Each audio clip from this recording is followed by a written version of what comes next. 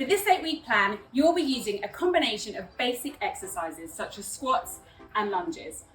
I'm going to show you how to do all these exercises with proper form so you can refer back to them and get the most out of your workout.